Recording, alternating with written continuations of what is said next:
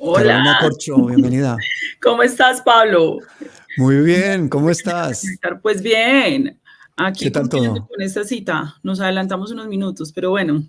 Sí, yo me adelanté un poquito porque quería decir unas cuantas cosas, pero bueno, mira, aquí te tengo ya 1782 personas que estaban Buena audiencia. oyendo la introducción. ¿Cómo te va?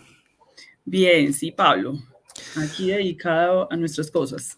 Oye, lo primero yo quería decirte que somos en palabras mayores y creo que en eso me hago eco de todo lo que está diciendo la gente aquí en el chat. Somos absolutamente solidarios contigo, con Ana María Soleiva y con todas las personas que han sido amenazadas en estos días. Quiero que me digas qué es lo que ha pasado y cuál ha sido tu apreciación de esto. Ay, muchísimas gracias, Pablo, y también a todos quienes nos han escrito. Pues esto fue un sufragio que llegó vía WhatsApp a Francisco Castellanos, que es un dirigente representante de los pacientes en Colombia, y Ana María Soleibe, que es presidenta de la Federación Médica Colombiana. La amenaza viene dirigida también a los dos congresistas ponentes de la reforma a la salud, Alfredo Mondragón y Marta Alfonso, pero también además está incluido Vicente Calvo, es decir, todo el equipo cercano, tanto desde el punto de vista del Congreso como de la sociedad civil, que se han ocupado de la defensa de la reforma a la salud en el país. Evidentemente, esta no es la primera vez que varios de nosotros recibimos amenazas, pero eso no quiere decir que vayamos a normalizar una situación de estas. Esto ya fue puesto en conocimiento de las autoridades, se han tomado las medidas. Si lo que pretendían con la amenaza era que nos silenciáramos frente a lo que siempre hemos planteado, las denuncias y además la propuesta reformista en Colombia alrededor de la salud, pues no lo van a lograr. Vamos a seguir insistiendo en la necesidad de la reforma a la salud en Colombia y en las denuncias que este grupo además, este es el grupo que interpone unas denuncias ante la Fiscalía General de la Nación, la Contraloría General de la República, la Superintendencia Nacional de Salud, por una presunta pérdida de 13.2 billones de pesos en 4 años por parte de 8 EPS a partir de una investigación académica y ciudadana liderada desde el colectivo Donde está la Plata, que dirige Vicente Calvo y acompañada por la Comisión de Seguimiento de la Sentencia T760, que nosotros somos un organismo consultor de la sociedad civil de la Corte Constitucional, y desde allí, pues las denuncias tienen que seguir adelante. Lo que estamos pidiendo es que ocurran dos cosas en Colombia. Primera cosa, no puede haber más impunidad en Colombia. Aquí ya hay unos acervos, unos estudios preliminares, unas cifras, los agentes interventores nos vuelven a dar la razón. Los agentes que están a cargo de las intervenciones de 13 EPS cuyos resultados de auditoría se presentaron la semana, vuelve y recaban sobre lo que nosotros habíamos dicho. 9 EPS, 5.5 billones de facturas que tenían ocultas y que no tenían contabilizadas. ¿Qué pasó ahí? Junta directiva de la nueva EPS que permitieron todos estos asuntos, el régimen político. Cambio Radical, Partido Conservador, el hermano de Germán Vargas Lleras. ¿Qué pasa allí? Segundo elemento, Sanitas Transnacional Keralty. 104 mil millones de pesos que se gastaron en otras cosas que no eran los tratamientos de los pacientes y son recursos públicos de los colombianos. Pero además otra denuncia que nosotros hicimos, que se le pasó al interventor, es que los colombianos estamos pagando con nuestros recursos toda la telefonía del grupo Keralty en el mundo, pues no solamente en Colombia, sino que estamos pagando más de 50.000 millones de pesos en un año en cuentas telefónicas. Esos recursos no son para financiar eso. Y Pero lo a que ver, ¿cómo así que cuentas telefónicas? ¿Los colombianos le pagan las llamadas de teléfono que haga toda la gente que trabaja ahí o cómo así? de acuerdo a todos esos hallazgos, ¿cómo así que hay cuentas superiores a 50.000 millones de pesos para pagar teléfonos, servicios telefónicos? Esa no es la función de la UPC. La UPC se tiene que gastar es en tratamientos, en pacientes, en trabajadores, no en estos otros asuntos de la empresa Keralty. Es que nosotros no tenemos por qué financiar la empresa Keralty del grupo Sanitas en Colombia y en el mundo. Entonces aquí lo que se corrobora es que esto, Pablo, es el mismo modus operandi de Salucop. Así fue que se robaron Hmm. Salucop. Y eso es cosa juzgada y eso es un fallo donde la justicia colombiana Ya en ningún tribunal de justicia de Colombia hay ninguna duda de que se sacaron 1.5 billones para financiar negocios internacionales del Grupo Saludcop, para hacer obras de infraestructura que no correspondían, para las juntas directivas ostentosas, eran multimillonarios estos señores. Eso mismo es lo que están mostrando los informes preliminares y lo que nosotros estamos esperando son los resultados ya de investigaciones. Ya no es que van a denunciar, nosotros ya denunciamos investigaciones y sanciones penales, disciplinarias y fiscales en Colombia respecto a toda esta información que se ha acopiado para que pueda haber justicia en Colombia. Y eso es lo primero. Y lo segundo es que si vamos a seguir insistiendo en la necesidad de la reforma a la salud en Colombia, que ellos mismos hundieron y que hoy tiene el país en vilo. Son ellos los responsables de que hoy en Colombia exista una incertidumbre porque la reforma era la solución y ellos mismos tensaron para que se hundiera. Pero además, Pablo, frente a esta amenaza, se no puede hacer la manera como debatimos, señores, en Colombia. Además de que tenemos una oposición absolutamente precaria en la manera como asume el debate público, dedicada a los fake news, dedicados a las mentiras, pues entonces ahora nos dicen que los vamos a matar, que nos van a matar, que nos van a matar. O sea, más o menos cállense, ese no puede seguir siendo la manera. ¿Y sabes qué dicen en el sufragio? El sufragio repite todo lo que dice la oposición todos los días en Colombia, que nosotros acabamos el sistema de salud. Entonces envalentonan el odio, mira el daño que hace el mal uso de las comunicaciones, una oposición precaria que se la pasa diciendo que es que nosotros somos los responsables de que se acabe el sistema de salud. Exactica las palabras que repiten todos los días la clase política opositora de este país y que nos van a matar por eso. Es poner la diana en el pecho de la gente, porque es que además se hace de forma absolutamente irresponsable. Por ahí vi que incluso te sacaban hasta canciones y cosas, apodos, o sea, una guerra muy sucia. Y yo creo que ahí es donde yo le decía antes de que tú entraras a la gente, tenemos la obligación todos de poner, pues, relato. Es decir, si una persona a las que nos está oyendo escucha que un familiar dice algo en lo que ella ya está formada y no está de acuerdo, oiga, defienda sus ideas con su familia, con su entorno. Esto es una lucha que tenemos que hacer todos a todos los niveles. Eso que estamos haciendo en los canales, en la política, en el Congreso, todo lo tenemos que hacer también en las familias, en los barrios, en las juntas de acción comunal, con los vecinos, con los amigos, haciendo deporte, etcétera. Hay que ocupar un sitio, hay que ocupar un espacio político y eso no es una cosa que se le quede solamente a cargo de los políticos. El ciudadano tiene que empoderarse en esa cosa. Fíjate lo que pasó en México, por ahí vi tu columna espectacular sobre esas elecciones en México. Estoy deseando saber tu opinión. Porque aquí un montón de gente inmediatamente vio que ganó Claudia Sheinbaum, pensó en ti. Bueno, Pablo, espérate un momentico, aquí yo cierro que tengo como un reflejo acá. Listo, ahora sí, como que mejoró el reflejo o no mejoró. Yo te veo bien, sí, perfecto, no, sí. aquí sí se ve Ciérrala, que entra mucha luz, ciérrala. No, pues ya ahí está cerrada, o sea que bueno, empeoramos. No, así está bien, Entonces hay que trabajar en la luz. Bueno, te cuento, muchas gracias por lo de la columna. Esto fue, digamos, un análisis que hice sobre lo que para mí es el hecho político más importante de la semana para América Latina y es el triunfo de Claudia Sheinbaum.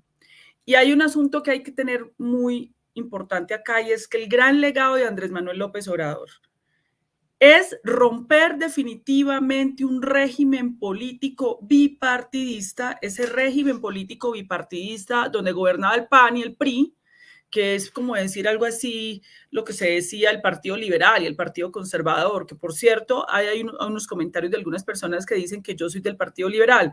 No sé por qué apareció en mis redes sociales, en Google, que yo era militante del Partido Liberal Colombiano. Yo nunca he sido militante del Partido Liberal Colombiano.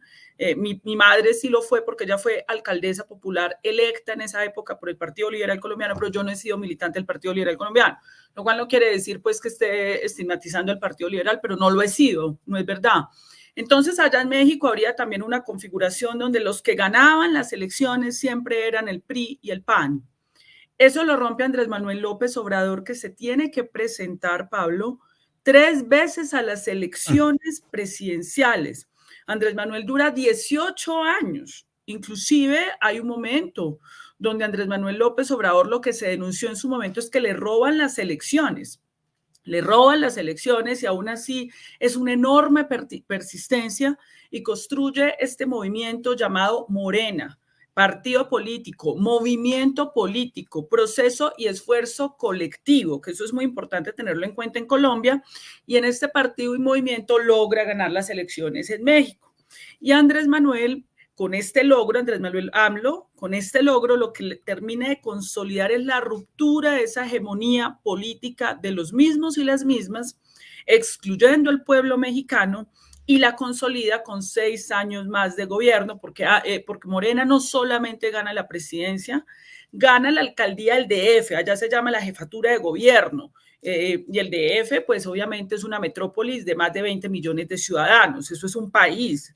Ser gobernador, alcalde o jefe de gobierno de el DF es como gobernar un país, y ahí ganó también una mujer que se llama Clara Brugada. Yo tuve la oportunidad de recibir a Clara acá en Bogotá para mostrarle las políticas públicas de salud que estábamos haciendo acá en Colombia, y además de 32 gobernaciones gana 23 en una coalición, y de esas gobernaciones hay por lo menos un número importante que también son ocupadas por mujeres, y ganan las mayorías absolutas en el Congreso de la República. Es decir, Morena y AMLO en este momento tienen las condiciones de las mayorías para adelantar un proceso reformista.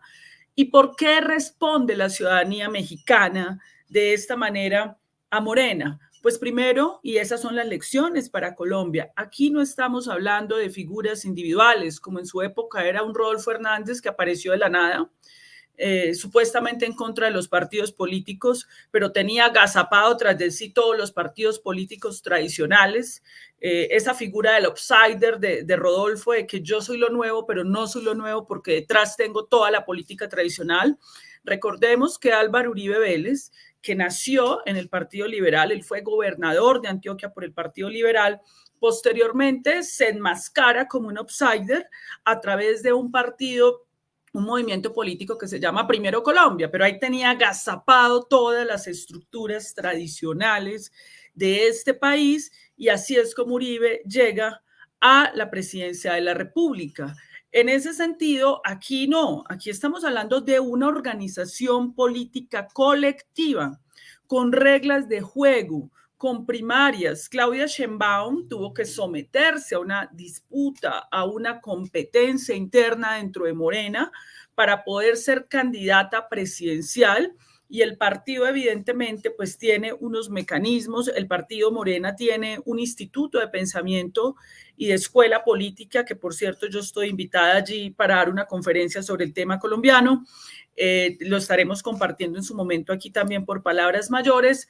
Hay un esfuerzo colectivo y eso hay que reconocérselo a Morena, y es un esfuerzo muy importante que hace AMLO. Segundo elemento que explica este triunfo. El segundo elemento que explica este triunfo es las comunicaciones del presidente Andrés Manuel López Obrador. Yo he estado escuchando, ojalá escuchara en las mañaneras, hubo una que circuló mucho en Colombia de una periodista colombiana de la prensa corporativa internacional NTN. Vaya, hace una pregunta al presidente sobre los asesinatos porque uno de los problemas de México graves obviamente es el fenómeno narco, el fenómeno mafioso que ya hemos vivido en Colombia. Entonces ella pregunta sobre el asesinato a candidatos a las distintas corporaciones. AMLO le responde, pues ella saca unas cifras, AMLO está ahí con su equipo de seguridad, con las secretarias, lo que se llaman aquí los ministerios, allá son las secretarías, controvierte las cifras de fondo, explica lo que el gobierno está haciendo en materia de seguridad para la protección de los defensores de derechos humanos, de los participantes en las competencias políticas, y posteriormente, AMLO es un hombre, es un estadista, él es historiador absolutamente culto, hace toda una discusión sobre el papel de José María Melo, presidente indígena colombiano, que hemos olvidado en Colombia. En Colombia, las élites políticas colombianas nos han ocultado que hubo un coronel José María Melo, indígena, que estuvo en las luchas con Simón Bolívar y que fue posesionado como presidente y que luego se tuvo que ir por las presiones de las élites colombianas a México, a luchar en México. Y allá estuvo luchando en México y José María Melo muere en México. Andrés Manuel López Obrador recupera esta historia y cuenta pues de la conexión tan grande histórica del pueblo mexicano y colombiano. En este momento están buscando los restos de José María Melo, que esperaríamos nosotros que Melo, que es un hijo conjunto de México y Colombia, fuera homenajeado y reconocido por su papel en la historia, un indígena negro colombiano, presidente de la República, que tiene que tener, digamos, ese lugar de reconocimiento para México y Colombia. Y finalmente Andrés Manuel López Obrador termina evocando un vallenato a Gabriel García Márquez, otro hijo expulsado de nuestra patria. ¿Cómo puede ser que Gabriel García Márquez se tenga que ir de Colombia por las amenazas del estado de sitio de los gobiernos en ese momento, en la década de los 80 de Colombia, donde perseguían y torturaban a los ciudadanos? Y Gabriel García Márquez tiene que salir expulsado de Colombia y termina su vida en México, cuando debió terminar su vida en Colombia. Entonces Anlos cita Gabo y un vallenato. El representante principal del vallenato no es Carlos Vives ni Silvestre Dangond. El hombre que llevó el vallenato, que es la cultura de la Colombia profunda, del Caribe en Colombia, a los anaqueles de la humanidad, se llama Gabriel García Márquez. Y quiero aprovechar este espacio. Ayer estaba mirando Netflix. Hay una novela de Gabriel García Márquez muy bella que en este momento está en Netflix. Se llama El coronel no tiene quien le escriba. Yo los invito a que se vean esa película, muy mexicanizada, muy española. Yo me imaginé que iba a encontrar por allá en el fondo el acordeón de un vallenato o música sabanera, que era donde Gabo inspiraba todas esas historias. Pero miren los problemas que tenemos en Colombia con un asunto que tienen los mexicanos. Es que los mexicanos, al haber tenido un proceso independentista, que también lo tuvimos acá, al haber tenido un proceso reformista con Benito Juárez y luego una revolución mexicana que les permitió hacer su reforma agraria, son profundamente nacionalistas, profundamente nacionalistas. Entonces, y eso es muy importante en ellos, ese sentido de pertenencia que tienen por la tierra mexicana. A nosotros, lastimosamente, esta élite política nos metió en una guerra civil para que nos diéramos bala los pobres, las comunidades, para poder defender los privilegios de las castas políticas colombianas, y no nos impidieron construir un nacionalismo, una identidad nacional. Quizá la única vez en donde Colombia tuvo esa idea de identidad nacional fue con Jorge Eliezer Gaitán, y ya sabemos cómo terminó esto, en un baño de sangre. Y ahora con el gobierno popular de Gustavo Petro. Entonces Sanlo recoge toda esa historia, la explica, termina con un vallenato, y efectivamente estos son conferencias de 2-3 horas donde hay un conocimiento propio de México. Él ha recorrido México, conoce muy bien México en su profundidad, le habla al pueblo mexicano y tiene una conexión profunda allí. Eso es un segundo elemento de por qué Morena se elige. Pero hay otro tercer elemento. Si bien ANLO no adelantó un proceso reformista como el que estamos haciendo en Colombia frente a las políticas neoliberales, que es el reto que tiene en este momento Morena, ANLO sí hizo unas medidas muy populares. Por ejemplo, los bonos pensionales para más de 12, 13 millones de adultos mayores en condición de pobreza en México, el aumento del salario mínimo fue fundamental. Allá toda la clase económica oligarca decía que eso iba a aumentar la inflación, que iba a estallar la economía. Nada de eso pasó y se aumentó el salario mínimo, hizo políticas sociales para las mujeres y bajo la perspectiva de ANLO, que es primero los pobres. Entonces, efectivamente, eso hizo muy popular el gobierno de ANLO. ¿Cuál es la situación allí? El reto, el proceso reformista. Porque como en Colombia, en México también tenemos Grandes corporaciones que manejan de manera privada los recursos públicos. Los temas de corrupción son gravísimos, así como en Colombia. Fondos privados de pensiones, privatización de la salud, de la energía, de los servicios públicos. Es decir, México padece el mismo modelo neoliberal, y eso solo puede ser superado mediante una propuesta reformista. Allá en México, la decisión, el presidente AMLO acaba de hacer el anuncio que antes de irse, cuando se posesione el nuevo Congreso y tengan mayorías, va a presentar las reformas constitucionales. Están hablando más o menos de 18 reformas que va a presentar antes de irse. Evidentemente, esto se va a aumentar la polarización en México.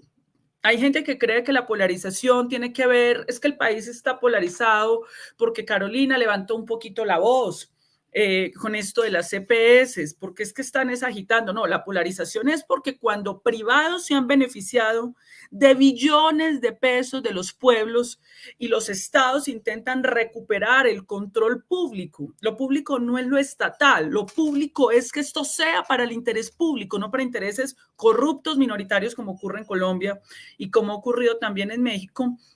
Cuando eso pasa, pues aparecen toda la polarización. Yo leía en estos días inclusive un titular de prensa donde ya están empezando a decir allá las élites económicas que se han beneficiado de todos esos recursos, es que AMLO dijo que iba a presentar las reformas y Claudia Sheinbaum propuso diálogo, que era también la narrativa aquí en Colombia con la reforma a la salud. Dialoguemos, dialoguemos y dialoguemos, pero dialoguemos al final no era dialoguemos.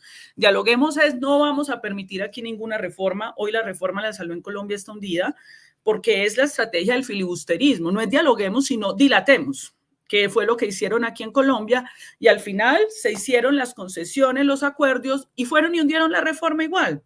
Esa es la misma narrativa, es decir, los mexicanos van a empezar a vivir lo que en Colombia ya estamos viviendo desde el primer año de gobierno. Cuando tú presentas una reforma pensional, laboral y salud, que son reformas estructurales que tocan los intereses corruptos y que tocan los intereses de una minoría, pues ahora sí vas a ver lo que es la polarización. La ventaja que tienen los mexicanos ahora es que ellos ya tienen una mayoría, van a enfrentar esto en unas mejores condiciones, con gobernadores, con alcaldesa o jefa de gobierno, con presidenta, que las que nosotros teníamos en Colombia, dado la debilidad en la construcción de la coalición. El problema que tuvimos en Colombia es la debilidad de la construcción de la coalición, dado que el pacto histórico logró la bancada mayoritaria, pero no las mayorías del Congreso que permitieran que avanzara en favor del pueblo colombiano el proceso reformista. Y ya ven ustedes pues todas las dificultades de gobernabilidad de que ha significado no haber construido esa coalición que permitiera. Por eso va a ser muy importante, escúchenos, el Congreso de la República que elijamos en Colombia. Se puede poner el presidente de la República, pero si el Congreso de la República no corresponde a unas mayorías sensatas, comprometidas con el pueblo colombiano, no comprometida con unas minorías, es muy difícil, y esa ventaja la tienen hoy en México, donde tienen las mayorías absolutas para adelantar ese proceso programático que tiene que haber allí. Entonces, todas estas condiciones hacen que logre ganar y arrasar. El triunfo de Morena es apabullante desde el punto de vista político. Por eso es el hecho político más importante para América Latina en este momento. Pero además la condición de mujer de Claudia Sheinbaum, que no es solo porque sea mujer, sino que Claudia Sheinbaum es una mujer profundamente progresista, histórica, no es una paracaidista que apareció de repente en la lucha mexicana. No, Claudia es una mujer, una lideresa estudiantil, una luchadora social de larga data, una mujer además pues que ha roto todos los techos de cristal porque ha tenido una formación científica, ha dirigido investigaciones en la UNAM sobre temas energéticos, ha sido jefa de gobierno, ha tenido una experiencia como operadora política en la conformación del movimiento político Morena, es decir, ella ha tenido un trasegar político que le permite tener el mérito y las condiciones para estar allí. Hay una discusión de algún sector feminista contra Claudia, ¿Qué es que Claudia queremos que sea clara en cómo se va a pronunciar sobre los temas del feminismo? Yo creo que el tema central de una presidenta mujer es consagrarse y consagrar sus políticas públicas para todas las mujeres mexicanas, para las mayorías de mujeres mexicanas, no para unas élites. Cuando el feminismo o cuando los movimientos sociales se ocupan de la exclusión, de generemos una secta, vamos a defender aquí nuestra minoría amiga LGBTI, nuestra minoría amiga étnica, ahí es donde el principal error, uno de los errores fundamentales de los partidos políticos y los movimientos progresistas en el mundo, que eso me encanta, un amigo que queremos invitar acá, que es uno de los grandes intelectuales, economistas españoles, Juan Torres es que se llama, él hace una crítica profunda de ese error del progresismo, de haber caído en el etnicismo, lo cual no está mal, no estamos diciendo que no haya que defender a las minorías, que son las mayorías, pero no podemos hacer las mismas exclusiones y también, digamos, en ese sentido, es decir, un partido político o un proyecto político progresista debe defender las etnias, debe defender las comunidades LGBTI, pero tiene que defender al conjunto de la sociedad. Sus políticas públicas tienen que ir al conjunto de la sociedad. Y en eso yo creo que Claudia Sheinbaum puede tener una claridad respecto que si montas un sistema de cuidados se van a beneficiar el conjunto de las mujeres mexicanas. Ella ya lo dijo recientemente. Todas las mujeres mexicanas, sobre todo las más vulnerables y la de la clase media, que son las que necesitan el respaldo y el apoyo, porque lo otro es reproducir errores, Pablo, y yo sí quiero hablar de esto, que será motivo de un foro más amplio que hagamos, lo que pasó en Estados Unidos con el progresismo de Estados Unidos, que en el momento en que había una competencia electoral entre Hillary Clinton y Bernie Sanders, entonces algún feminismo, no son todos los feminismos, salió a decir apoyemos a Hillary Clinton porque es mujer. Y es que resulta que Hillary Clinton representa a Wall Street, a las políticas excluyentes de las mujeres en el mundo y en Estados Unidos que fueron precarizadas y pauperizadas por un globalismo que nunca protegió la industria allá en los Estados Unidos y en los países para que esas mujeres pudieran trabajar, sacar adelante a sus hijos, y se equivoca allí y tiene que salir una de las grandes exponentes del feminismo, Nancy Fraser, a llamarle la atención, no, aquí el candidato feminista es Bernie Sanders, porque es el que está defendiendo las condiciones de igualdad a la mujer trabajadora, a la mujer ama de casa, a la mujer que no puede acceder a la educación superior. E igual error cometieron con Obama. No, es que Obama es negro, pero el solo hecho de ser negro es progresista y muy interesante. Por supuesto que vamos a defender a la población afrodescendiente, vamos a defender a la población LGBTI, pero resulta que Obama estaba manteniendo unas guerras y en la crisis económica del año 2008, en vez de salvar a la gente, salió y salvó los bancos, profundizó la crisis del neoliberalismo en los Estados Unidos y por eso fue que llegó Donald Trump. Cuando el progresismo comete ese tipo de errores, pongamos un empaque de mujer o un empaque de indígena que lo sabe utilizar muy bien la derecha, porque la candidata con la que estaba compitiendo Claudia Sheinbaum era una mujer indígena. Pero ¿qué había detrás de esa mujer indígena? El PRI, el PAN, toda la clase política tradicional asociada a la exclusión del pueblo mexicano. Eso pasó también en los Estados Unidos y ahí fue donde apareció Trump y ahí empieza el fenómeno Trump, por errores del progresismo. Eso no le pasó a Morena y eso hay que aprenderlo de ellos. Claudia es una mujer estructuralmente progresista. Me han gustado sus manifestaciones. Aquí vamos a hacer una discusión para todas las mujeres de México. Tengo que trabajar por la mayoría y el conjunto de las mujeres de México.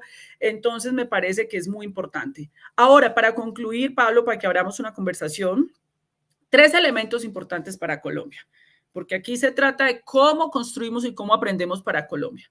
Construcción del programa. En eso es muy avanzado el gobierno del presidente Gustavo Petro. Acá hay un programa sólido. Aquí inclusive hemos socializado contigo, aquí hay varios videos en palabras mayores donde hemos socializado lo que se llama la agenda de transición democrática. Esa agenda de transición democrática es una hoja de ruta, ahí hay 10 temas, pero son más para cambiar a Colombia. el programa fundamental y el gobierno colombiano tiene razón en su agenda reformista. Hemos hecho algunos comentarios aquí sobre el tema pensional y asuntos que deberían corregirse. Hay una discusión en este momento de las centrales sindicales colombianas respecto al último borrador del último ponencia de la reforma pensional, donde ellos lo que están planteando, a diferencia del gobierno, y el gobierno ahí tiene que escuchar, es que en ese pilar donde los trabajadores vamos a cotizar de manera obligatoria al Fondo Público Colpensiones, y ese pilar había quedado en lo que ha aprobado el Congreso de la República en menos de 2.5 salarios mínimos, más o menos. Lo que están pidiendo las centrales es que se aumente a 4 salarios mínimos para que todos coticemos obligatoriamente hasta 4 salarios mínimos y de ahí para arriba exista la cotización a los fondos privados de pensiones. La propuesta que nosotros adicionamos aquí, y para cerrar este tema, porque es muy importante esta semana esa discusión en Colombia, nosotros hemos dicho, pues yo no tengo problema que sean los 2.5 salarios mínimos el primer pilar, pero que sea optativo y opcional. Si los trabajadores queremos en el fondo privado de pensiones cotizarle o cotizamos todo en Colpensiones, el fondo público. Entonces ahí va esa discusión y hay otra serie de discusiones de agenda reformista y eso lo tenemos claro en Colombia, de qué es lo que queremos en Colombia. Pero ¿qué es lo segundo en lo que sí tenemos que trabajar en Colombia? La organización política, el movimiento, el partido, porque esto tiene que ser un proceso colectivo y democrático. Este país no lo va a cambiar solo una persona, 2 personas o 3 personas. Tiene que haber un colectivo organizado en el país, porque el país va a necesitar para el cambio gobernadoras, alcaldesas, concejales, movimientos sociales, líderes populares, y eso requiere una organización democrática. ¿Y democrática qué quiere decir? Aquí se tiene que salir adelante a lo que la política tradicional ha hecho en Colombia, el bolígrafo. Vamos a conformar aquí candidatos que escojamos a dedo. Aquí tiene que haber la oportunidad de que hayan unas reglas de juego, unas primarias dentro de ese movimiento, partido, como lo quieras, que es el debate en México. Morena es un movimiento, un partido, que no son esas estructuras tan cerradas, pero que sí son organizadas en todo el territorio nacional, paritarias, pero con democracia, donde la gente se busque voto a voto y construya su liderazgo voto a voto, con su trabajo, con las ideas, con la discusión. Y ese es el primer reto. El programa, el movimiento partido, pero tercero, el frente amplio. Es decir, no vamos a poder cambiar a Colombia solo con el progresismo. Vamos a necesitar una amplia coalición de centro-izquierda. Vamos a necesitar otros sectores sociales que configuren las mayorías en las que pueda avanzar ese proyecto político a corto, mediano y largo plazo para transformar a Colombia. Ese es el reto y esa coalición tiene que discutir nuevamente cómo vamos a continuar profundizando la reforma. La coalición no es para devolvernos en el cambio, la coalición es para profundizar el proyecto reformista del cambio en el tema agrario, en la salud, en las pensiones, en las vías, en una serie de temas que ya se han planteado aquí en la agenda de transición democrática. Entonces, ese es el aprendizaje de México. De alguna manera en México van a empezar a hacer lo que nosotros ya hicimos desde el principio, que fue presentar estas reformas, pero ellos han avanzado en la construcción colectiva de un legado que permita la continuidad del proyecto que lideró o lidera pues Andrés Manuel López Obrador y todo este conjunto de líderes y lideresas mexicanas. Yo hablé esta semana con Mario Bracamonte y con Cristian Nader, hicimos un directo precisamente para celebrar y para analizar un poco lo que fue ese éxito de Claudia Sheinbaum y el progresismo en México, que fue arrasador. Yo tenía varias dudas respecto a ella y les pregunté muy concretamente si ella iba a condenar el genocidio claramente en Palestina, si ella era sionista o no. Recuerda que ella es de ascendencia judía. Ahí despejaron esas dudas. El que quiera ver ese video, ahí está, es muy bueno. Es una mujer de izquierda, siempre ha sido una mujer bastante de izquierdas, su familia, y de hecho pues me han tranquilizado bastante en ese aspecto. La segunda duda que yo tuve era sobre si ella era una persona globalista, porque ella ha defendido la Agenda 2030, se ha reunido en estos días con el presidente de BlackRock, Es decir, el papel de México es bastante complicado y la agenda globalista es algo que nos preocupa a todos muchísimos. Es una de las cuestiones que yo creo que nos va a dar las respuestas en poco tiempo. Creo que también me tranquilizó el hecho de que Mario Bracamonte me dijera, por ejemplo, que todas las reformas estructurales las va a dejar atornilladas López Obrador antes de marcharse del poder gracias a todas estas mayorías. Y creo que de alguna manera pues todo eso va a llenar ese vacío que deja el progresismo muchas veces en los proyectos de cambio, Carolina, porque tú mejor que nadie nos has explicado ya a través de más de 30 vídeos ahí tuyos en este canal, en el que nos has explicado esa agenda de cambio, cómo tiene que ser. Pero claro, cuando un gobierno no ha tenido la oportunidad de hacer esas transformaciones, lo que queda es un vacío y no hay nadie mejor que la derecha para aprovechar ese vacío, llenarlo y decir que solamente son ellos los que saben gobernar. Y en este caso, en Colombia, pues lo que vamos a tener que afrontar a lo largo de estos 2 años que quedan es precisamente esa guerra mediática de una derecha que no ha dejado gobernar, de un centro, supuesto centro que no ha dejado gobernar, de unas reformas que no se han dejado hacer, donde han entrado, desafortunadamente también hay que decirlo, falsos progresistas que nos han colado para terminar de hundirlas. Y entonces el argumento de oro de toda esta gente va a decir, pero si ve, si no hicieron nada, básicamente el país sigue igual, hay más desigualdad, entre peor esté la economía, mejor, les va a venir como mejor argumento para hacer una campaña política. Y la única opción que tenemos, creo, es que el pueblo colombiano, en base a esta pedagogía, en base a todo este estudio que está haciendo la gente individualmente, se dé cuenta de todas estas dificultades y de que precisamente esas son las reglas del juego, para que no dejemos que un falso candidato, entre paréntesis, progresista de la derecha, un libertario, un tipo Milei, venga en un momento dado a arrasar en unas elecciones en un país como en Colombia, como sucedió en Argentina.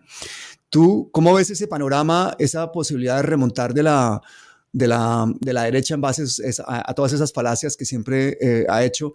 En un país como Colombia, que cada vez tiene una cultura política mayor y en el que cada vez vemos como los medios alternativos están plantando cara, en el que estamos desafiando a la gente que está defendiendo el sionismo, en el que hemos visto esa relación directa entre el sionismo y la derecha colombiana, en el que estamos viendo cómo esos bancos, cómo esas EPS, cómo esos grandes capitales son los que al final ponen las agendas del Congreso, ponen a los congresistas a voltearse, ponen a la gente a cambiar de un bando y otro. Toda esa falsa democracia en la que hemos estado todos los colombianos discutiendo y peleando y matándonos entre nosotros porque si izquierdas o derechas, finalmente está dando la cara a ese juego. ¿Estamos siendo conscientes de eso? ¿Cuál es tu percepción de la capacidad de ser autodidacta del pueblo colombiano y de cómo va a afrontar estas elecciones en el 2026? Bueno, sin duda alguna, Pablo, como tú lo planteas, la ventaja que tuvieron y tienen en México es la enorme politización de la sociedad. Se elevó mucho la cultura política por el trabajo pedagógico y comunicativo del presidente. Aquí en Colombia, desafortunadamente, estamos viendo un papel muy fuerte de los medios de comunicación, de algunos medios corporativos de comunicación, que genera lo que nosotros llamamos como una desafección. La gente ya no sabe en qué creer. Y esa contención a todos esos fake news, a esas mentiras que están generando desde allá, pues la están haciendo, pues el gobierno tiene muchas dificultades, el gobierno colombiano tiene muchas dificultades para salir al paso de eso. Por ejemplo, es la hora que ya el gobierno debió responderle al exministro de Hacienda de Duque todas las falacias que está diciendo sobre la supuesta inviabilidad fiscal de la reforma pensional, que Colpensiones no está preparado. Ya tendría que haber salido toda la tecnocracia y la vocería del Ministerio de Hacienda a controvertir eso. Yo creo que eso nos falta mucho porque dejan crecer mucho el relato se va imponiendo y ya es muy tarde cuando quieren aclarar este tipo de situaciones, y eso es un reto que tenemos que asumir desde la sociedad civil. Eso es lo que hace Palabras Mayores, lo que hacen los influencers, pero también hay otro asunto en lo que yo invito a reflexionar sobre el tema de la comunicación. Lo alternativo en Colombia se ha centrado mucho en que comunicar es mostrar o solo es mostrar lo que ellos no muestran y denunciar, Quedémonos en la denuncia solamente y mostremos lo que ellos no muestran. En eso nos lleva mucha ventaja al mundo entero, inclusive los españoles o los mexicanos. Ellos tienen grandes medios de comunicación. En México hay un sistema público muy poderoso coordinado de la Universidad UNAM.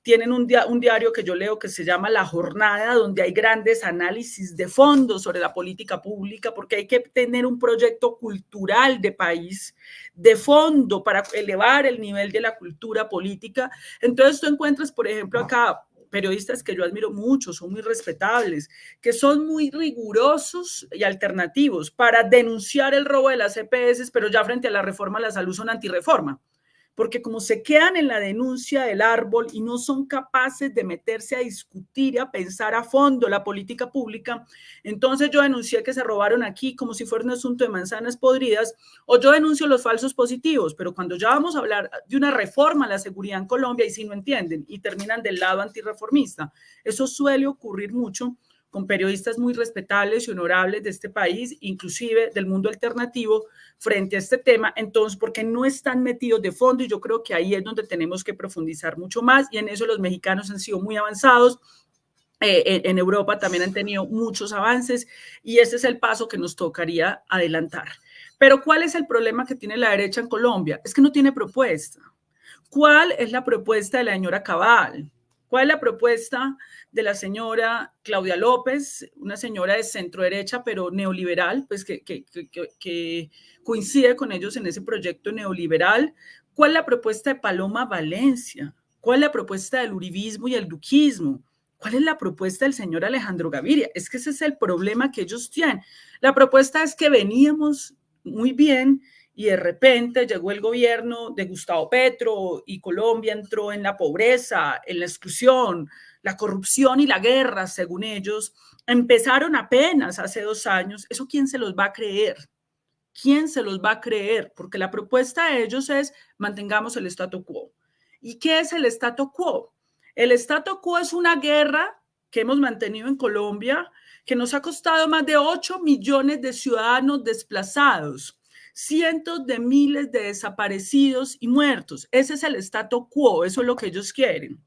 El statu quo es un régimen de corrupción donde billones de pesos, hay cálculos que hablan de 50 billones de pesos de todo el presupuesto que supera los 1.300 billones de pesos en el país, en corrupción, en coimas para que yo te pago, tú me eliges, yo te elijo, en carreteras que aparecen pavimentadas dentro de los contratos de licitación, pero cuando el campesino va a pasar por allá, no existe la carretera, no existe la vía terciaria. El statu quo que ellos defienden es un país en el cual la concentración de la tierra es de las más altas de América Latina, donde un 1% tiene el 99% de la tierra en Colombia y no la tienen produciendo, la tienen para observación y ni siquiera para observación, porque muchos de estos terratenientes ni tiempo tienen de ir allá, simplemente lo quiero tener y decir que lo tengo, y es esa codicia del tener por tener, así con eso no se haga nada, ni siquiera mirarla y caminarla, porque ni siquiera alcanzan a ir allá.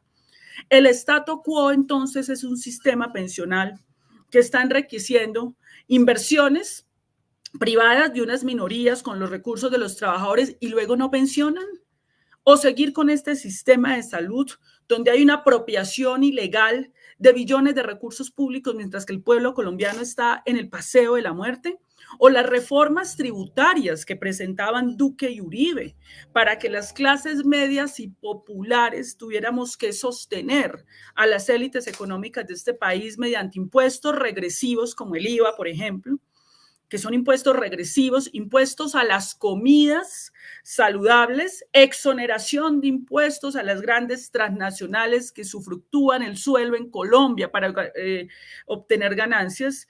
Y quiero decir una cosa, quiero decir que me parece muy lamentable, por supuesto que respetamos la institucionalidad de las altas cortes, pero me parece muy lamentable que la Corte Constitucional haya tenido un retroceso en su visión jurisprudencial y prácticamente haya acabado con la reforma tributaria que se hizo en Colombia en una confusión elemental entre lo que es un impuesto y unas regalías, y entonces ahora dice que los confunde impuestos con regalías y exonera de la carga impositiva transnacionales de la minería. Eso es un retroceso enorme y esos personajes de los que estoy hablando son lo que proponen, que sigamos en eso, que el pueblo colombiano entregue su subsuelo, su riqueza natural, que es contaminada permanentemente por el extractivismo, que sigamos en esa economía extractivista y que ni siquiera cobremos impuestos que puedan ser revertidos en el bienestar social de las comunidades y poblaciones donde están esas transnacionales. Esa es la propuesta de ellos, que sigamos igual. ¿Será que el pueblo y la ciudadanía colombiana van a creer que ese es el progreso? ¿Que eso es lo que queremos para nuestro país? Esa es la pregunta, esa es la labor pedagógica y comunicativa que tenemos que empezar a hacer. ¿Será posible que en Colombia, donde ya tuvimos un gobierno de la extrema derecha, vinculada con la criminalidad del paramilitarismo, como fue el gobierno de Álvaro Uribe Vélez, vamos a creerles que entonces ellos son lo conveniente para nuestro país? Y será, y lo dejo como pregunta, que con las mentiras que claramente repiten, porque es que esto es una inundación de mentiras y fake news, lograrán persuadir al pueblo colombiano. Pues yo creo que tenemos, digamos, esperanza de que esto no sea así. Volver a ese pasado, donde salíamos a marchar, desaparecían a nuestros jóvenes, judicializaban a los movimientos sociales, a la ciudadanía, no es una posibilidad para Colombia. Colombia no puede volver a eso. Y eso es lo que representa toda esa clase política que hoy está diciendo que el gobierno de Gustavo Petro es un desastre y que entonces tenemos que volver a lo de ellos o seguir igual en lo que ellos le han dejado a Colombia. Creo que esa es la discusión, Pablo, y ese es el reto más importante del movimiento alternativo de este país. Totalmente de acuerdo. Y también creo que hay una guerra cultural que tenemos que ganar. Porque, por ejemplo, cuando tú, yo el otro día salí a hacer un vídeo, no sé si tú lo viste, con precisamente a Daniel Coronel, dirigido exclusivamente a Daniel Coronel, por crear equivalencias, por no ser claro en condenar el genocidio en Palestina. El 99% de las personas de los 5,000 y tantos comentarios que hay allí pues apoyaban eso, ¿no? Condenar ese genocidio y tal. Pero algunas pocas personas decían que yo estaba hablando con odio, que Daniel Coronel es una buena persona. Veía yo esa dificultad. A ver, estoy condenando un genocidio, no porque sea este señor otro, todos debemos condenar un genocidio que es evidente, que nos está bombardeando todos los días los medios de comunicación alternativos con las imágenes más macabras. Antes de que entraras tú, yo hice una pequeña introducción sobre eso precisamente. Y hay una guerra cultural que hay que ganar, es decir, defender derechos humanos es un lenguaje de odio. O sea, cuando tú denuncias una cosa que es corrupción, estás polarizando. Cuando tú estás diciendo que tenemos que conseguir que los colombianos tengan salud, estás intentando destruir el sistema de salud. Ahí hay una guerra cultural que desafortunadamente medios y periodistas son muy hábiles en ganar. Y entonces es cuando la gente tiene que salirse de esa guerra y decir, a ver, ¿qué es lo que está pasando aquí? Miremos desde lejos, ¿no? Como dices tú, miremos el bosque, no nos quedemos mirando el árbol. Una guerra cultural que es base para ganar ellos nuevamente unas elecciones que si no las compran, las ganan, porque la gente va a creer a un personaje que tiene ya una audiencia multimillonaria. Por ejemplo, la señora Vicky Dávila, que está ahora en una carrera presidencial descarada, que la han subido hasta las cuotas máximas de sintonía y de audiencia los mismos progresistas que han ido a sus debates presidenciales, a sus eternas entrevistas trampa, etcétera, etcétera, pues son fenómenos mediáticos que todos hemos fabricado. Entonces, ¿qué hemos aprendido de todo eso? Esa es la gran pregunta que le hago yo a los audientes y a toda la gente que esté viendo este video. ¿Qué es lo que hemos aprendido de todo esto? Yo creo que todavía tenemos que aprender mucho. Fíjese a nivel internacional lo que está pasando. Cualquier cosa que uno diga en contra del genocidio que está cometiendo Israel sobre la población palestina, inmediatamente te dicen que eres antisemita. A mí el otro día, por lo que dije de Coronel, que no condenaba el genocidio, me decían que yo era antisemita. Por favor, es posible que en este momento tengamos la capacidad de cambiar nuestro destino en Colombia, reescribir la historia en Colombia, en el mundo entero, pero lo primero que hay que ganar es la batalla cultural y esa es en los medios de comunicación y no va a ser en los medios de comunicación ni de la derecha ni de los grandes capitales, va a ser en medios irrelevantes, pequeños como este, en los que se le da voz a los que normalmente no tienen voz. Yo quería preguntarte precisamente por eso, ¿cómo vives tú? ¿Cómo sientes? ¿Cuál es tu percepción de la situación de este genocidio en un día como hoy en el que se están llevando a cabo las elecciones para el Europarlamento y ni siquiera España es capaz de decir la palabra genocidio? 2 días antes de las elecciones salió el ministro de Relaciones Exteriores, Álvarez, a decir que estábamos intentando hacer cosas en ese sentido, reconocer Palestina, o sea, como intentando ganar puntos frente a unas audiencias que están viendo todos los días cómo matan a los niños y a las mujeres en Palestina. Pero el juego de los políticos es crear equivalencias, esa ambivalencia, es el hacer pensar a la gente que es un Estado contra otro, como si ambos fueran ejércitos, como si ahí no hubiera una guerra colonial.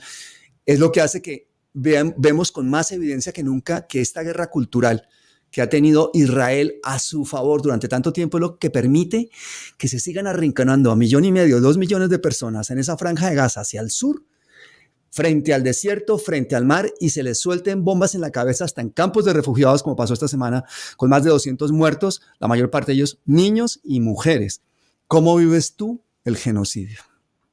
Bueno, lo primero, Pablo, es que cuando uno habla de guerra, en una guerra pues están enfrentados dos estados en este tipo, y allí no hay dos estados. Allí lo que ha habido, y esto lo ha reconocido Naciones Unidas, esto no es ninguna invención nuestra, es una ocupación de hace muchos años de Israel, que es una creación del Reino Unido, que es una creación de ese acuerdo de todas esas potencias del norte frente a lo que pasó con el nazismo y lo que pasó en Alemania con el sacrificio, pues por supuesto inaceptable de este pueblo. Pero fue una creación de esas potencias europeas y de los Estados Unidos posteriormente para generar el Estado de Israel a costa del Estado palestino y la libertad de los palestinos. Y lo que ha pasado allí en Israel efectivamente es una ocupación de vulneración permanente de los derechos humanos y de la vida del pueblo palestino, y que ahora se ha traducido en un genocidio, un crimen de guerra. Odio es bombardear niños y niñas en una escuela, como ocurrió recientemente. Odio es confinar a muy pocos kilómetros a más de 1 millón de ciudadanos y evitar que lleguen los alimentos para poderlos exterminar y acabar. Eso es odio. No es odio quienes denunciamos eso. Quienes nos oponemos a eso estamos haciendo es una defensa de la humanidad. A eso hay que oponerse desde cualquier arista política y religiosa, porque entre otras cosas, el tema de Palestina e Israel no es un tema religioso, es un tema claramente de la discusión colonial que generan estas potencias del norte, donde dicen, generémosle entonces aquí un territorio a esta gente, pero luego no asumamos nuestra responsabilidad frente a lo que está pasando allí para poder hacer una mediación. Ahora bien, ha habido posturas interesantes, por ejemplo, el litigio emprendido por Sudáfrica. Eso es un ejemplo para el mundo y que apoyó posteriormente Colombia. Colombia ha tenido una actitud muy avanzada que hay que respaldarle al presidente Gustavo Petro con la ruptura de relaciones con Israel. Eso es lo que debería estar haciendo el mundo entero, porque no puede tolerar el mundo un genocidio transmitido por redes sociales, transmitido por televisión. No es aceptable desde el punto de vista de la simple humanidad. Aquí no estamos hablando ni izquierda, ni de derecha, ni de religiones. Estamos hablando de un sentido de humanidad. Pero también hubo la orden de captura emitida por la Corte Penal Internacional frente a los líderes de Hamas y también frente a Netanyahu, que me parece un avance importante. Ellos ahí tendrían que ser más explícitos en reconocer el genocidio, pero hay una orden de captura. Hay una orden de captura y yo creo que frente a eso no puede existir ninguna duda en Colombia. No apoyamos genocidios. no se apoyan genocidios. Y esa postura me parece que es muy importante la que ha asumido el jefe de Estado y ahí estamos, digamos, eso tiene que ser respaldado y trabajado y discutido en Colombia, que es un país de tradición de derechos humanos, que es un país que ha vivido una guerra interna y una guerra civil permanente, tiene que ser el primer país que se solidarice como sociedad con la sociedad palestina. Claro, y es que el que ayuda a un genocidio no es solamente el que ayuda o va allí a matar, no solamente el que financia, sino también el que guarda silencio, o el que sigue vendiéndole armas, o el que sigue vendiéndole carbón. Nosotros ya no le vamos a vender carbón del Cerrejón. El que sigue teniendo relaciones comerciales con Israel está apoyando, el que sigue apoyando a las empresas que tienen negocio en Cisjordania, que están usando la economía para respaldar ese genocidio. Lo que estamos viendo en Europa es tan hipócrita, es tan increíble, Carolina, que a mí me da muchísimo miedo a veces pensar que la cuna de la civilización, como se denominan ellos o se autodenominan ellos, en este momento es absolutamente dependiente de las empresas militares. El Consejo de Europa depende absolutamente. Hoy se están eligiendo eurodiputados. Mira, por pura curiosidad le voy a contar a la gente cuánto gana un eurodiputado. Pónganle cuidado. Se eligen hoy cientos de eurodiputados que no hacen nada, porque entre otras cosas no tienen capacidad de legislar, porque no son capaces de poderle hacer un control al Ejecutivo, porque el Ejecutivo que es un nuevo Ejecutivo nombrado así, y encima de una clase oligárquica está dominado ese Ejecutivo por la OTAN y por Estados Unidos. Pero lo que gana cada eurodiputado es lo siguiente. Miren lo que van a cobrar en 5 años. Cobran 8.000 euros limpios al mes. 8.000 euros limpios al mes son 480.000 euros en los 5 años. Además, cobran 140 euros al día en dietas. Es decir, en los 5 años van a cobrar otros 300.000 euros por dietas. Cobran 350 euros al día extra cuando van al Europarlamento. Imagínense. Cobran 5.000 euros al año extras en viajes, es decir, 25.000 euros extras al total de los 5 años. Y cobran 28.000 euros al mes para fichar asesores, es decir, en total de los 5 años cobran 1.680.000 euros para fichar asesores. Así que cada uno cuesta más o menos 2,5 millones de euros en los 5 años. ¿Y cuántos eurodiputados hay? Hay 720. Estamos hablando de 1.800 millones de euros para un órgano que no decide nada y que al final lo que hace es firmar lo que diga la OTAN. Eso es tristísimo, es el secuestro absoluto de las democracias. ¿Qué estamos viendo en América Latina? Que hay una resistencia, que de pronto un presidente como Gustavo Petro dice no al genocidio, se planta, que estamos viendo que el sur global en un momento dado está tomando una vocería, que los países africanos se están sacudiendo esa bota neocolonial francesa e inglesa y europea en general, que se dividió el continente en 1986 en esa reunión de Berlín en la que prácticamente hicieron las fronteras con una regla y con un lápiz. Todo ese sur global, somos parte de ello en Colombia. Seguimos teniendo 8 bases militares norteamericanas en nuestro territorio, pero queremos entrar en los BRICS.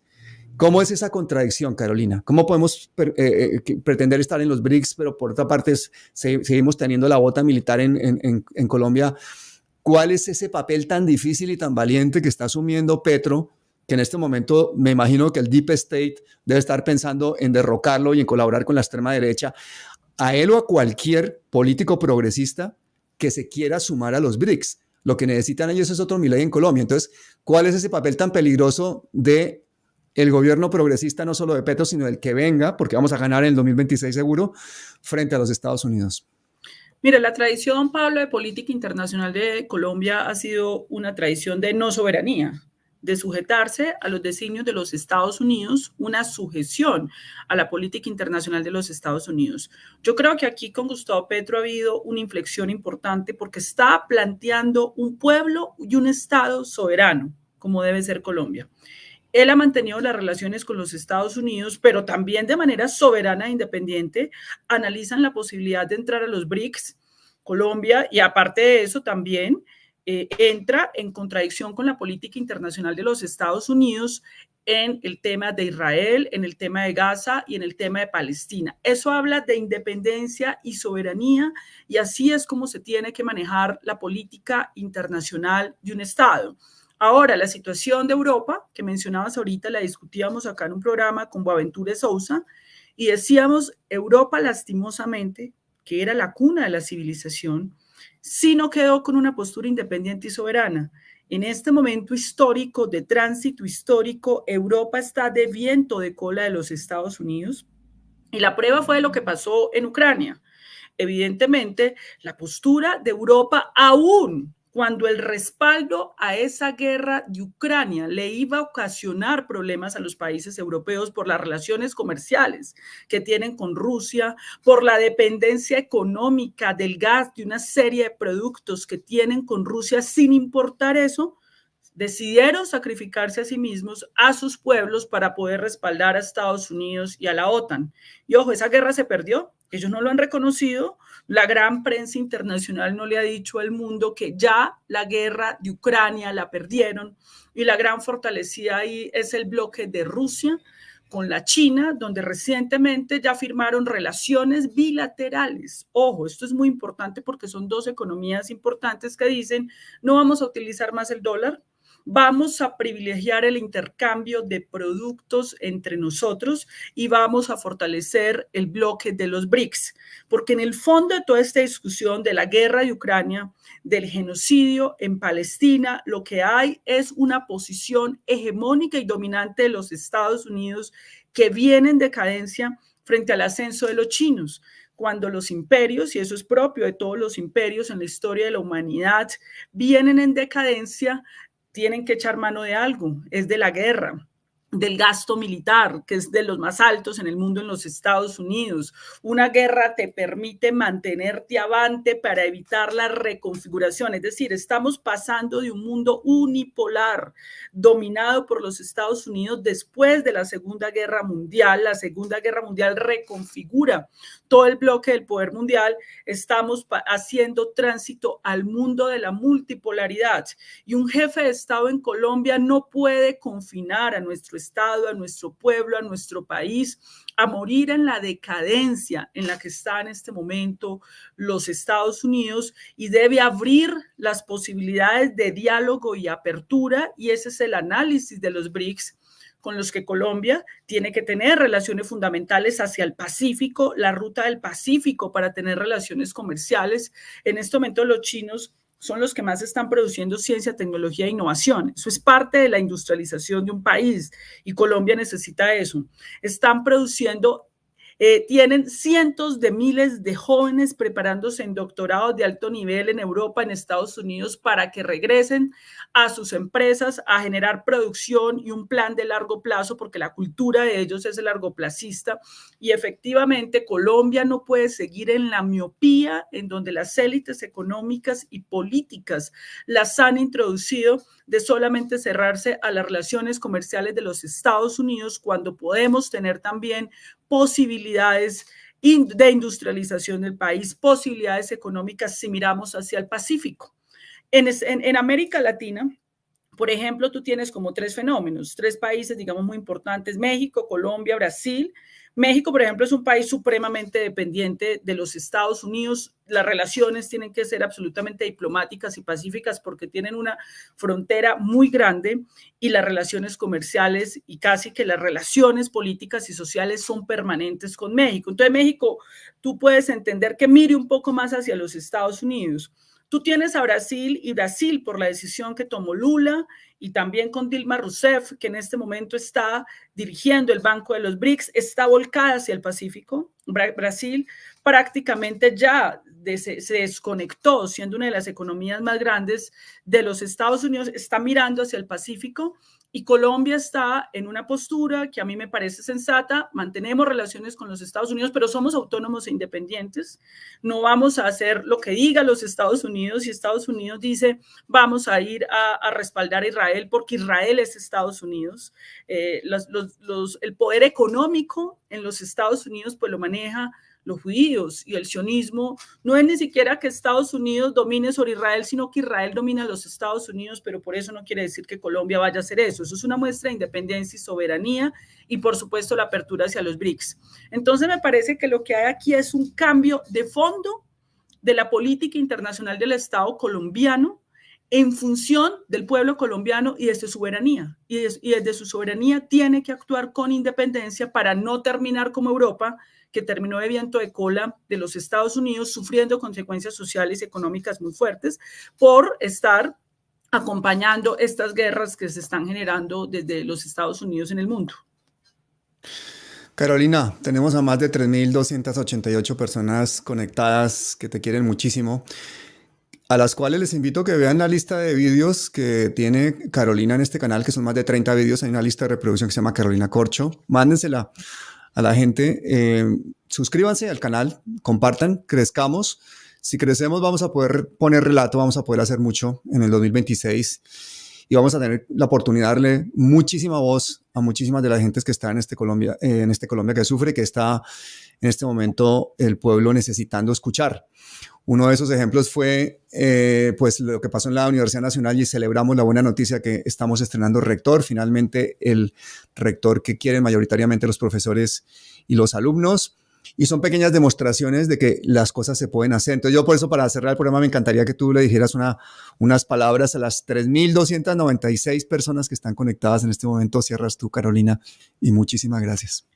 No, muchísimas gracias, Pablo, por esta enorme labor pedagógica que haces desde Palabras Mayores. Muchas gracias a las más de 3.000 personas que están conectadas en este ejercicio pedagógico, en este ejercicio de mantener el proceso de cambio en Colombia. Esto es un asunto de persistencia, de resistencia, pero también de ser propositivos y constructivos, y todo ese trabajo que ustedes hacen de divulgación, de creer, de pensar, de preguntarse, de interrogarse, de no tragar entero, es fundamental para la construcción de una nueva ciudadanía en Colombia. Necesitamos una nueva cultura política en Colombia, una cultura de la solidaridad, de la justicia social, de la fraternidad, que fueron valores que se han perdido en el mundo, y eso se construye a través de estos proyectos culturales independientes, como el de Palabras Mayores, o los proyectos culturales alternativos, para poder persistir en medio de una dificultad enorme. El país está sumido en una dificultad enorme porque tenemos lo que Antonio Gramsci denominaba la transición más difícil, donde aún lo nuevo no alcanza a instalarse de todo y lo viejo no quiere irse. Y en ese momento es cuando surgen los peores demonios. Esa es la situación en la que está Colombia. Aún lo nuevo no ha terminado de instalarse y debe instalarse para poder sacar a nuestro país de la exclusión. Y por eso les agradezco el entusiasmo de que un domingo en un puente, cuando ustedes podrían estar con sus familias, paseando, haciendo otras cosas, le dediquen estos minutos a nuestro país y a que nos podamos encontrar a construir colectivamente lo que es la transición democrática más importante de nuestro país, en la que estamos viviendo. Un abrazo y nos vemos entonces en la próxima columna, donde vamos a hablar sobre educación. Vamos a hablar de educación.